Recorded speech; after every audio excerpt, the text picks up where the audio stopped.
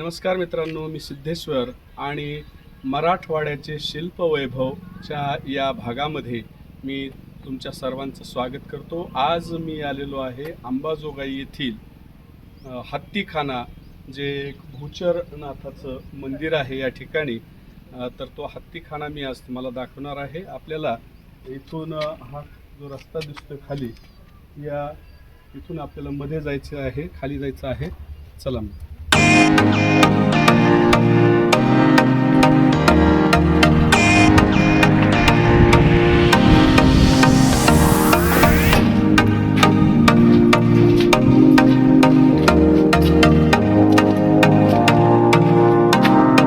मध्ये आल्यानंतर आपल्याला हा सगळा परिसर, हा हत्ती आहे।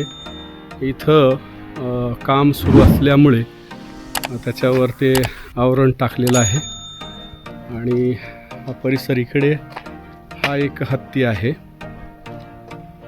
हे राष्ट्रकूट कालीन लेणे आहे।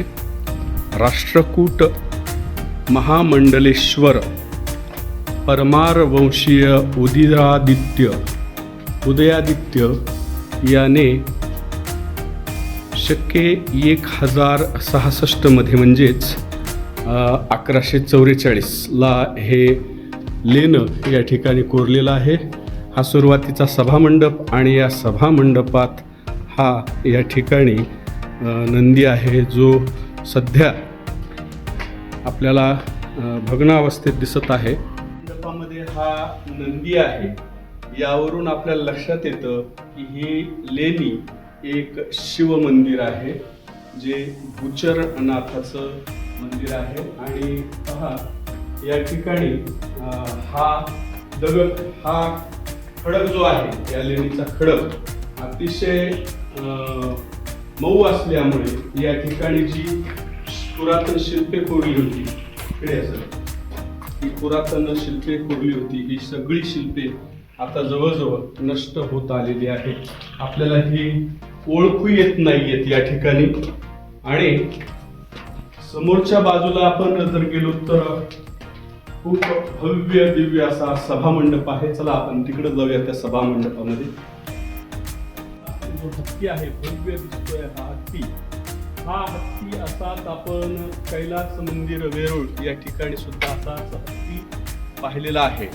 राष्ट्रकूटांच्या काळामध्ये जी काही शिल्पे कोरलेली आहे, तर आपल्याला वेरूळच्या लेणीतील जे हत्तीचं जे शिल्प आहे, त्या शिल्पाशी मिळतं जुळतं हे हत्तीचं शिल्प। असे 4 हत्तीचे शिल्प या ठिकाणी आहेत, म्हणूनच या लेणीला हत्तीखाना असं सुद्धा म्हणत असावेत।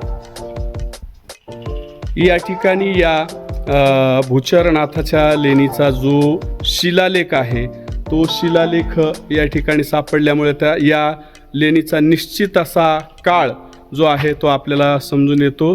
तर तो आहे इसवी सन 1144 आणि त्या शिलालेखामध्ये पहिल्या 2 ओळीतच 31 ऑगस्ट 31 त्या शिलालेखात पहिल्या 2 ओळीतच 31 ऑगस्ट 1144, ज्यामध्ये शके 1066 असा उल्लेख आलेला आहे। आणि त्या शिलालेखानुसार अंबेजोगाई शहराच्या जवळ असणाऱ्या गावांचा उल्लेख, जसे की त्यामध्ये सेलू गाव आहे, जवळगाव गाव आहे, कामखेडा गाव आहे, राडी गाव आहे, अशा गावांचा सुद्धा उल्लेख त्या शिलालेखामध्ये आलेला आहे।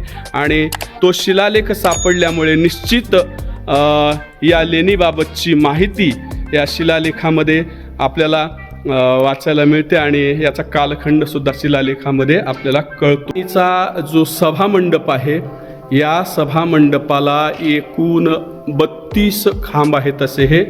आणि ह्याचं छत पहा, अतिशय सुंदर असा या सभामंडपाचा छत आहे, अतिशय प्लेन आहे। आणि या ठिकाणी उन्हाळ्यामध्ये असो किंवा कोणत्याही दिवसात अतिशय थंड वाटतं आणि 1000 लोक या मंडपात बसतील अशी व्यवस्था आहे। आणि हे पहा, हे समोर आपल्याला दिसत आहेत, हे द्वारपाल आहेत। पहा, हे शैव द्वारपाल आहेत। आणि या शैव द्वारपालामुळेच आपल्याला असं लक्षात येतं की या ठिकाणी हे शिवमंदिर होतं, भूचरनाथाचं शिवमंदिर. आणि इकडं आपण शिल्प पाहिली, नष्ट होत आलेली शिल्प आहेत. खडकांची बऱ्याच प्रमाणात या ठिकाणी झीज झालेली आहे आणि काही शिल्प ओळखू येतात, ज्यामध्ये हे एक शिल्प आपल्याला सहजपणे ओळखता येतं. हे आहे महादेवाचं शिल्प, म्हणजे शिवाचं जे नृत्य, ज्याला आपण शिवतांडव असं म्हणतो, तर हे शिवतांडवाचा नृत्य करणारं हे एक शिल्प आहे. बाकीची शिल्प या ठिकाणी ही ओळखू येत नाहीत, बऱ्याच प्रमाणात त्याची झीज झालेली आहे.